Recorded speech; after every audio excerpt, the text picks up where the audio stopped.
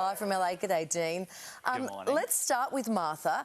She seems to have mixed feelings about this Netflix documentary. I've watched the whole thing. It's pretty amazing.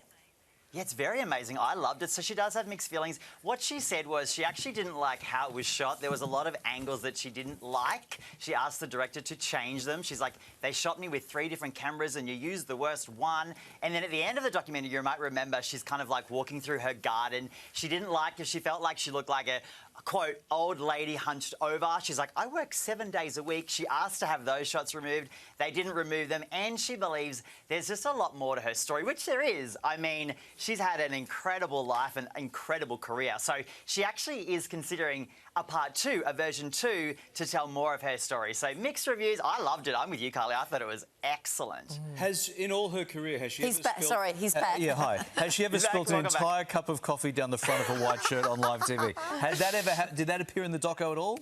Was it in the doco? I don't know, surprisingly. No, It'll it wasn't be in there, my doco, so. I guarantee. Sorry, guys, I just spilled a hot coffee down there. 2024 has been a big year for the celeb doco. Celine Dion's story was both a giant success and the most intimate of the year.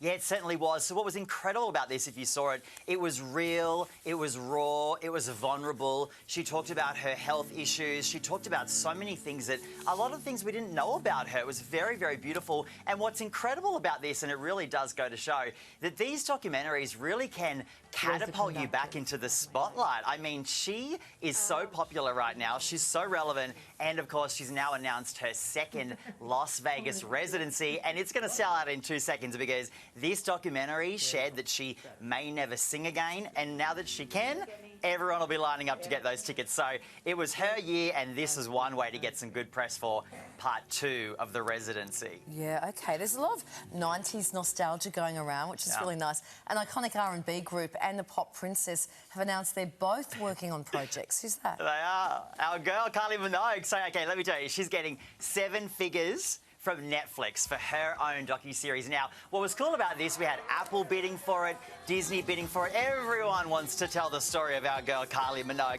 It's going to be like a fly-on-the-wall kind of docu-series. There'll be interviews and there'll be, you know, footage from her 40-year-long career. And I think it's going to be very popular because, I mean, hello, she's Kylie Minogue. And now that she's winning new Grammys and she's blown up over here in the USA, I think it'll be great. And another group that have gone to cash in, Boyz II Men.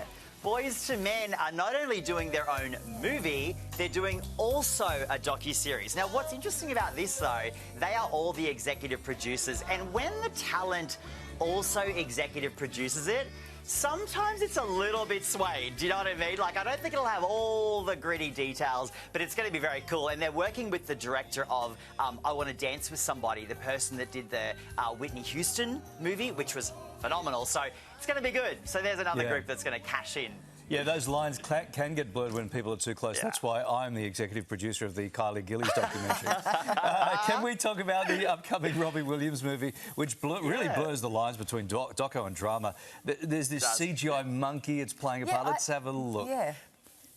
Okay, it's interesting. So basically, like, you're wondering, why is he a CGI monkey telling the story of his own story? So basically what the deal is, when the director asked him, like, what animal do you connect with? Robbie Williams was like, well, honestly, I feel like a bit of a monkey. I get pulled onto stage, made to dance, you know what I mean? And so that is why they decided to tell the story, how he sees himself. And that's going to be very exciting. It's called Monkey Business. We can't wait for this one to come out.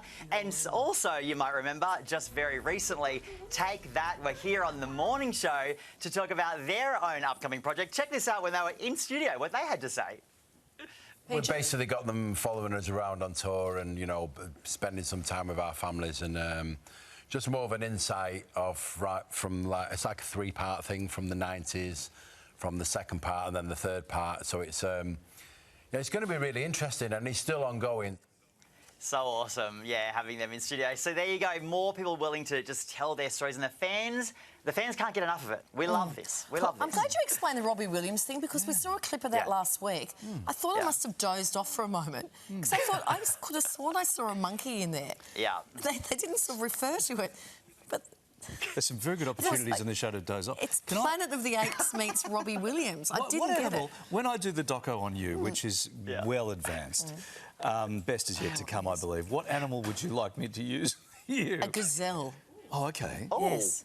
OK. Like sleek, nice hair. She's just been hit by a road train. A gazelle is... That's how I feel. So, yes, that would be good. What about you? Mudeng. A lot of these documentaries, mate, have been commissioned by the subject themselves. Yep. But some stars are going to great lengths to, you know, to make sure their story is not told. Some things they don't want to know. They don't want to Yeah, that's right. OK, so there's one person I want to talk about, Oprah Winfrey. OK, so she commissioned her own documentary. She brings in an Oscar-winning filmmaker to work with one of her own executive producers that she's worked with for decades. So what could possibly go wrong? Well, apparently, when Oprah saw the final version of it, she wanted some major edits. The Oscar-winning filmmaker was like, absolutely not. So Oprah has canned the entire project and then bought back the rights from Apple. Spent all this money to buy it all back, and it will never see the light of day. So what was it? I'm just so fascinated. What was it about this doco that Oprah did not want us to see? Now, I'm a fan of Oprah. She's told a lot of her life story. I didn't think there were any secrets left. Why didn't she want us to see this? I don't mean to be scandalous, but I'm interested. Careful what you wish for, right? Yeah, exactly. You think you're probably seen in one light, but then people who look at you see you in a whole different light. Are you still with us? What? What are you doing? We're still talking about the docket. No, I was just looking for something. Mum, please. Yeah, no, that's great. Good. What you said, whatever you said, was very good. I turned around to get your input. No, you're like I was looking just off into No, go on. Thank you, Dean. Dean, thank you, buddy. Pleasure. This is what happened. You know, when I wasn't here, I drank my coffee. Oh, sorry, have we finished with that segment? I didn't want to interfere with the segment. Good on you. OK, back with me now, Gazelle. Smashed Gazelle. This is what happened.